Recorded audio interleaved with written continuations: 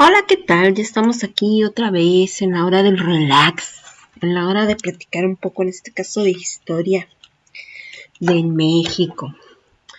Bueno, ya la vez pasada planteábamos estos antecedentes en los cuales hablábamos de algunas de las características de la colonización, ¿no? De la Nueva España, y ya también comentábamos que, bueno, se vinieron las reformas borbónicas y con eso, pues, una de las importantes causas que van a dar pie a que toda América, de hecho toda América Latina, se empezaran sus movimientos independentistas. Ahora, hay que entender que los movimientos de independencia de América están en realidad insertos en un proceso mundial, ¿no? De hecho, están dentro del proceso histórico conocido en historia universal, conocido como las revoluciones burguesas, ¿ok?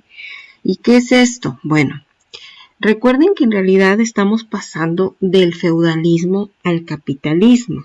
Estamos pasando de la Edad Media a la Edad Moderna.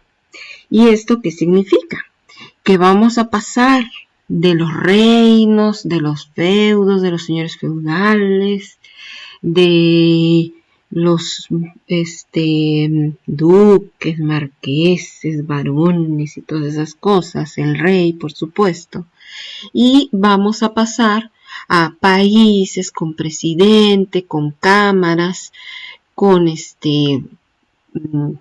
ciudadanos, ¿no? Etcétera, etcétera. Entonces, pero este proceso en el cual se inventan, se crean los estados modernos, pues no es algo que tomó, ¿verdad? 5 días, ni siquiera 5 años. Va a ser un proceso que va a pasar por varias etapas, ¿ok? Recuerden, es muy importante entender esto de que es una invención, o sea, no es los países, no había un libro, ¿verdad?, que te explicara cómo debían de ser los países y cómo debían, ¿no? Cuáles debían ser las reglas y cómo debían de funcionar. Esto está también en proceso de construcción, al mismo tiempo que se van formando, al mismo tiempo que los están inventando, ¿ok? Entonces, pues las independencias están dentro de este proceso y por lo tanto, en realidad el proceso en el que yo quiero tomar como hilo conductor del siglo XIX es este mismo proceso, pero para el caso mexicano. O sea, cómo México va a pasar de ser un reino a convertirse en un Estado-nación moderno. Y nos va a tomar muchos, muchos años. Ahora, no somos los últimos, no somos los únicos, estamos dentro del proceso. Ahora, obviamente va a haber algunos países que van a conformarse primero, unos que van a llegar primero y otros que van a llegar después. Una pregunta podría ser, entonces nosotros fuimos de los atrasados, ¿no? Porque luego viene esto en las teorías económicas y por eso ¿no? Que es que en alguna época nos vendieron de que, entonces llegamos tarde y por eso vamos más atrasados y por eso somos subdesarrollados. No. De hecho, va a haber otros países que se van a conformar como Estado-nación más tarde que nosotros. Sorpréndanse. Alemania empieza más tarde que nosotros, ¿ok? Y pues ya sabemos que ellos tienen un grado de desarrollo económico más grande que nosotros. Italia también se tardó más todavía que nosotros. Pero, entonces no estamos hablando de eso, vamos a hablar del caso específicamente mexicano, que vamos a decir que empieza el proceso desde 1810, cuando toman la decisión de que, quieren cambiar el sistema político, porque en 1810 no crean que ya querían independencia. En el grito que dio Hidalgo, en el famoso grito de Hidalgo, en Dolores, Guanajuato, ¿verdad? Lo que gritaba no era vamos, luchemos por la independencia, decía vamos, luchemos por Fernando VII. ¿Por qué? Porque recordemos que en realidad la independencia viene como consecuencia. El inicio de la independencia en México viene como consecuencia de una revuelta en España. ¿Por qué? Porque Napoleón, Francia tuvo primero su revolución burguesa, ¿ok? Que fue la Revolución Francesa. Y como consecuencia de su revolución burguesa, en la cual deponen al rey, y entonces empiezan su proceso porque ninguno quitó al rey y puso un presidente. O sea, quitaron al rey y pues primero que si un pariente, que si un esto, que si cómo le vamos a hacer. En esa indefinición, sabemos que acabaron con el emperador Napoleón, ¿ok? Y este emperador Napoleón, que admiraba mucho a los romanos y que quería tener un gran imperio, pues le dio por expandirse territorialmente. Y dentro de su expansión llegó y conquistó España, ¿ok? Entonces depuso a Fernando VII, el rey de España, y puso a su hermano José Bonaparte. Entonces en España, pues obvio, a pesar de que Fernando no quería que nadie lo defendiera, o sea, Fernando estaba muy bien con el asunto, pero el pueblo español se levanta en armas. Ahora, aquí lo interesante es que cuando el pueblo español se levanta en armas,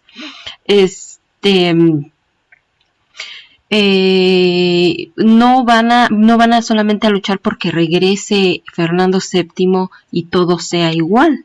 Curiosamente, ahí va a haber un grupo de guerrilleros españoles que luchan por sacar a José Bonaparte, ¿ok?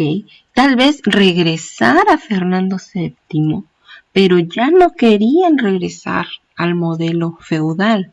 Y ya le querían, por ejemplo, imponer una constitución, que siguiera una constitución, ¿no? Fernando VII, porque dentro de la modernidad de los estados modernos está la creación de una constitución, o sea, una ley que está por encima del mismo rey. O sea, en la época de los reyes, el rey su poder era absoluto de cierta manera, solo le respondía a Dios finalmente. Entonces, ponerle una constitución, inventar la idea de una constitución era ya bastante revolucionario. Y bueno, entonces, esta llegada de José Bonaparte en realidad también fue la gota que derramó el vaso o el clic o detonó un movimiento que ya estaba ahí latente en España por el rollo de la ilustración y todo este show, ¿no? Ya Estados Unidos fue de los primeritos, ¿no? Inglaterra y Estados Unidos fueron de los primeritos que generaron constitución. Inglaterra fue el primero que generó constitución. Estados Unidos pues va a ser el primero que ya se conforma como país, ¿no? Nace de hecho como país, esa es una de sus características, ¿no? Entonces, pues Francia pues ya le venía y España pues ahí estaba también. Entonces, dentro de este merequetengue, pues también se van a dar las independencias de América, ¿ok? Bueno, entonces, va a ser en el momento en que quitan a Fernando, en que llega José Bonaparte y que quita a Fernando VII, en que aquí en España, en la Nueva España, se preguntan, ok, dicen, bueno, pero es que nosotros le juramos lealtad a Fernando VII. Si ahora ya no está Fernando VII, o sea, no se la juraron a España, pues, o sea, su lealtad. Fíjense cómo era la mentalidad de la Edad Media, o sea, los países como tal no existían. Bueno, de hecho no existían los países, existían los reinos. Entonces, las lealtades se daban entre personas, entre los reyes y los, ¿no? Y también los nobles y etcétera. Entonces, cuando quitan a Fernando VII, pues lo lógico es que ya no está la persona a la que nosotros le juramos lealtad. Y aquí da pie entonces a que se empiece con la discusión de, bueno, entonces, pues si ya no está Fernando VII, pues ya no le debemos lealtades a Fernando VII. Y entonces, ¿quién se va a quedar con el poder? Y no, y luego ya empezaron ahí los revolucionarios, no, pues que el poder al pueblo y puras de esas, ¿no? Y va a haber otros de, no, a un pariente hay que traernos otro rey, ¿no? O sea, pero vamos a hablar un poco más sobre esto. Entonces, el caso es que eso es lo que explica por qué cuando Hidalgo da el grito en Dolores, Guanajuato, no dice, vamos, levantémonos, luchemos. A los indígenas, a los peones, no les dice, vamos a independizarnos, les dice, vamos a luchar por Fernando VII. Fíjense nada más cómo son las cosas, ¿ok? Porque además recuerden que todas estas ideas de la ilustración y el pueblo, o sea, los campesinos, muchos de ellos ni siquiera hablaban español, nunca han recibido instrucción y conocen solamente ese mundo en el que nacieron. No tienen elementos para imaginarse, cambiar las cosas, así estés muy fregado, eso es una cuestión de la naturaleza humana muy normal. Por eso defendemos nuestra cultura a ultranza. Por eso defiendes tu cultura, tu forma de vida, a pesar de cosas tan aberrantes en algunos países, no como por ejemplo las ablaciones a las niñas o cosas de ese tipo, porque finalmente nosotros nos aferramos al mundo que conocemos y como lo conocemos, porque ese es el mundo en el que sabemos vivir y el cambio genera mucho temor. Entonces tiene cierto grado de lógica, que pues no le podías ir a decir, no, al pueblo de los campesinos, vamos, de independencia, o sea, de what, ¿no? Bueno, el caso es que ya sabemos pues que aquí don Miguel Gregorio Antonio Ignacio Hidalgo y Costilla es el que finalmente el cura que logra aglutinar, ¿no? Al movimiento civil de campesinos, sobre todo era muy numeroso el ejército de Hidalgo, pero eran puros campesinos con piedras y palos y puras de esas, ¿no? No era un ejército profesional de ninguna manera, y lo único que los aglutinaba pues era el estandarte de la Virgen de Guadalupe y pues en la figura de Miguel Hidalgo, que como lo vemos aquí, pues se habla mucho de si era así físicamente o no. Lo que sí era cierto es que seguramente sí era así de blanquito, porque era finalmente un criollo, ¿ok? Un cura criollo ilustrado. Y bueno, de que le dio por su onda ahí, de que le picó el virus de la libertad, a que lo matara el virus de la libertad, pasaron 10 meses y medio nada más le duró el asunto, ¿no? De que dio el grito de Dolores a que le hicieron una emboscada y le cortaron la cabeza, pasaron solamente 10 meses y medio, ¿ok? Eso fue el movimiento de Hidalgo. Y después de él, bueno, con un pequeño intermedio, lo que sea, llega, encabeza el movimiento Morelos y ya vemos que se empieza a poner más café con leche el asunto, ¿verdad? Morelos, que también va a ser un cura. Ahora, a mí lo que me interesa, les decía, era este rollo de el proceso de construcción del Estado mexicano. Entonces, aquí lo que es muy interesante mencionar en el caso de Morelos es que con él se va a expedir la primer constitución, la famosa Constitución de Apatzingán, ¿ok? ¿Por qué expide esta constitución Morelos? Andaba ahí, imagínense ustedes, andaba ahí en la guerra, escondido, peleando, luchando y batallando, y todavía le dio tiempo de andar haciendo constituciones, pero qué hombre, diría uno, ¿no? Bueno, lo que pasa es que en realidad fue en España que se expidió la Constitución de Cádiz. O sea, este movimiento que les digo, que empezó a luchar porque se restituyera a Fernando VII, o más bien por sacar a José Bonaparte de España, ¿ok? Pero que al mismo tiempo empezó de manera clandestina a reunirse para crear la primera constitución española, y de hecho invitaron gente de aquí de la Nueva España que asistiera a estas reuniones en donde se escribió esta constitución, ¿no? Y aquí ya miren, se habla de soberanía a la nación, que ya no cae sobre el rey, una monarquía, o sea, todavía piensan en que haya un rey, pero que tenga una constitución que le ponga límites. Pero, y además ya hablan de separación de poderes, ya saben, judicial, ¿no? Y legislativo, judicial y ejecutivo. Sufragio universal, masculino indirecto, ni siquiera directo e indirecto, pero ya hablan de votaciones, libertad de imprenta, abolición de los señoríos, que es esto en el rollo este de crear la ciudadanía, porque finalmente ciudadanía es que todos somos iguales, se supone, ¿verdad? Ya sabemos que todo es relativo en esta vida, que todos somos iguales ante la ley. Entonces los señoríos en la época feudal no era así. Tú valías según en dónde nacías.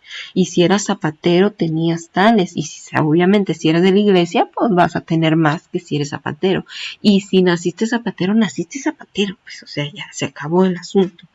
Entonces, esto se le llama una sociedad de estamentos, que tienes derechos y obligaciones según el estrato, el lugar, el estamento, pues el grupo al que pertenezcas. Y entonces esto se quería abolir y que ahora todos seamos iguales, ¿no?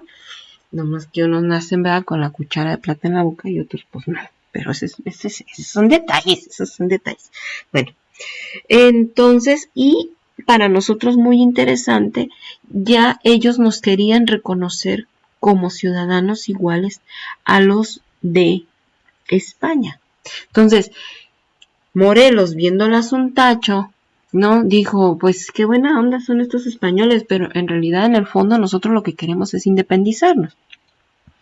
Porque obviamente, pues a lo mejor el pueblo no lo entendía muy bien, pero ya entre los intelectuales que dirigían la Revolución de Independencia, pues sí había ideas, ¿no? Los había ya con claras ideas independentistas, ¿no? Y pues dentro de estos estaba Morelos, entonces decía, qué buena onda que nos incluyan y que nos invitan a la Constitución de Cádiz, pero no, si se nos duermen los laureles, vamos a acabar de realmente perteneciendo todavía a España. Entonces dijo, no, vamos haciendo nuestra propia constitución para que encaminar y enfilar el asunto a que realmente nos pudiéramos independizar, ¿no? El caso es que esto es muy interesante porque les digo que son los primeros pasitos de bebé de México para empezar a dibujarse, empezar a inventar al Estado-Nación mexicano, ¿ok? Bueno, ya sabemos que tampoco le duró mucho el asuntacho a ver, aquí dice, a Morelos, ¿verdad? 3 años le duró el virus de la libertad y de la independencia hasta que lo mató. Lo matan. Y después de eso va a retomar, ¿no?, el movimiento Vicente Guerrero. Ahora, aquí sabemos que finalmente cuando Vicente Guerrero toma el mando, ya estos pues últimos, pero pues ni tan últimos, ¿verdad? Porque más de la mitad del movimiento de los años de guerra, en realidad, pues fue nada más estar ahí como cuchillito de palo. ¿Qué es esto? En realidad los independentistas no tenían la capacidad militar, nunca, no la tuvieron. Quién sabe si pues, está muy cuestionable, si a lo mejor en la época de Hidalgo, pero en realidad en general casi podríamos decir que nunca tuvieron realmente la capacidad militar, ¿no?, como para poder vencer a la corona española, ¿ok? Pero al mismo tiempo la corona española tampoco nunca tuvo la capacidad de acabar con el movimiento. Por supuesto es mucho por la valentía, ¿no?, y la entrega de todos estos personajes y la inteligencia y capacidad. También porque les funcionaron como una especie de guerrilla, o sea, se mantenían escondidos, daban algunos golpes y se volvían a esconder en friega, ¿no? Apoyados, por supuesto, por los campesinos, la población que les daba de comer, que los escondía, que esto y aquello, pero en realidad no avanzaban, no iban y tomaban más lugares, pues. Entonces se mantuvieron ahí latentes y al mismo tiempo la corona, española pues no los mataba. Y esto se mantuvo así hasta que sucedió algo en España. ¿Ven? Cómo éramos una especie de periferia de proceso inmerso dentro de otro proceso, porque finalmente es cuando sucede algo en España que finalmente aquí van a cambiar las cosas. ¿Y qué es lo que sucede en España? que logran finalmente que regrese Fernando VII, ¿no? Aunque les recuerdo, él no quería, pero bueno, logran que se vaya José Bonaparte y regresa Fernando VII. Pero cuando regresa Fernando VII, el movimiento de los españoles, del pueblo español, que ya tenía ideas más modernas, logra obligarlo a Fernando VII a que firme la Constitución de Cádiz, o sea, a que la acepte la Constitución de Cádiz. Entonces, cuando los conservadores acá, ¿no? Los countries de Vicente Guerrero, finalmente la corona española, o los que defendían a la corona española acá dijeron, ah, caray. O sea que estamos defendiendo, estamos luchando en contra de Vicente Guerrero porque quiere igualdad y no sé cuántas cosas, y resulta que Fernando VII nos va a venir a aplicar la misma, porque Fernando VII en la Constitución de Cádiz ya vimos que habla ahí que constitución y que ciudadanía y que la manga del muerto. Entonces, a los monarquistas locales ya no les convino tanto la idea de estar luchando por Fernando VII, ¿no? Y entonces ahí es en donde se va a dar un enternecedor abrazo, ¿verdad? El famosísimo abrazo de Acatempa, que es con Agustín de Iturbide y Vicente Guerrero, que bueno, se pellizcan la pompi, ¿va? Se abrazan, se pellizcan la pompi y quedan de acuerdo en que mejor se van a unir por la única cosa que tenían en común. Y esto es la tragedia, o esto es el origen del siglo XIX mexicano. La única cosa que tenían en común, o sea, dos polos opuestos, porque finalmente son los monarquistas, los que quieren un rey y que la Edad Media y el feudalismo nunca acaben, porque obviamente son los que tienen los privilegios. Y Vicente Guerrero, que ya vimos que cada vez se nos ponía más chocolatoso, ¿verdad? La independencia, que también era un mestizo como Morelos, pero un poquito más mestizo que el otro. A lo mejor hasta tenía, no sé, le ponen luego ahí el pelo chino, y pues pelo chino, pues algún negrillo en la familia. Yo tengo el pelo chino, orgullosamente en algún momento. Entonces, bueno, el caso es que el morenazo y el español se dan un abrazazo acá, muy enternecedor, les decía, y se unen con solamente una cosa en común. Entonces con Agustín Cosme se da el abrazo, ¿no? Agustín de Iturbide. Bueno, españolazo, blanco, total. ¿Y cuál era esa única cosa en común? Entonces decíamos, pues la independencia. En eso sí están de acuerdo los dos. Van a formar el ejército trigarante, que va a defender 3 garantías. ¿Por qué 3 garantías? Pues una es la que comparten entre los dos, la independencia. Y las otras garantías son algo así como una para ti y una para mí. ¿Ok? Entonces, la otra garantía es religión. Esta es la que pidió Agustín de Iturbide. ¿Ok? Que religión es, entiéndase, que es conservar los privilegios de la iglesia. ¿Ok? Y Vicente Guerrero le dice, ok, yo te acepto tu religión, pero tú me vas a aceptar unión. ¿Y qué entienden por unión? Ahora todos somos iguales aquí. Nada, o sea, que se acabe con el sistema de castas. ¿Ok? Finalmente en eso podemos decir que se podría resumir el asuntacho. Bueno, entonces les digo que empieza la tragedia, este es el meollo, el nudo en realidad, que van a tener que deshacer, el nudo gordiano, ¿no? Tremendamente complicado, que se va a tener que empezar hilo por hilo a tratar de deshacer durante todo el siglo XIX, y hasta que esta contradicción no se resolviera, no podían hacer verdaderamente un país, un Estado-nación moderno. Entonces, sí, desde 1821 pues ya es México, Pero en el siguiente video vamos a hablar de qué significa esto. O sea, de lo que implicó del proceso tan largo en realidad que apenas iniciaba. Porque por una parte, les digo, está el que quiere una monarquía, o sea, que quiere un pariente, no más que no sea Fernando VII porque ese ya firmó la Constitución de Cádiz, ¿no? Ese ya no nos conviene. Pero que se venga un pariente, un hermano, alguien de Fernando VII para que todo continúe exactamente igual, en la medida de posible, lo más igual posible. Entonces, ¿para qué? Para conservar el poder, los privilegios de la iglesia y que esto siga siendo una monarquía tipo feudal. Perfecto todo. Y por el otro lado, el otro que quería una república, ¿no? Con constitución, con división de poderes, o sea, presidente que tenga constitución, que no sea absoluto, de poder absoluto, que tenga que ser elegido por un tiempo determinado y finalmente quiere también separación de la iglesia y del Estado. Entonces, en realidad, son los dos opuestos que se andan abrazando ahí. Míralos nomás, cada cosa, tóxicos. Bueno, que a la larga, bueno, vamos a ver que se convierten en los conservadores y los liberales. Entonces, en la segunda parte de este video, vamos a ver este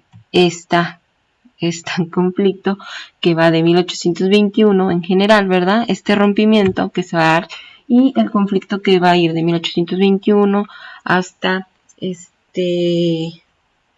pues le puse 1867 porque ahí es cuando ya se va Maximiliano y pues sí, y ya queda finalmente, ¿no? Benito Juárez. Y que en realidad son 46 añitos en que pues ya nació México, pero pues estamos enfrascados en pelearnos entre nosotros y en definir qué vamos a hacer, ¿ok? Entonces olvídense de economía, de política, de todo lo demás. No podemos ser nada más hasta que no resolvamos este conflicto y decidamos quién diablos vamos a ser. ¿Ok? Y bueno, lo vamos a continuar en el siguiente video para que no se me aburran tanto. ¡Qué muchachos! Por Dios. Entonces, por lo pronto, hasta la próxima.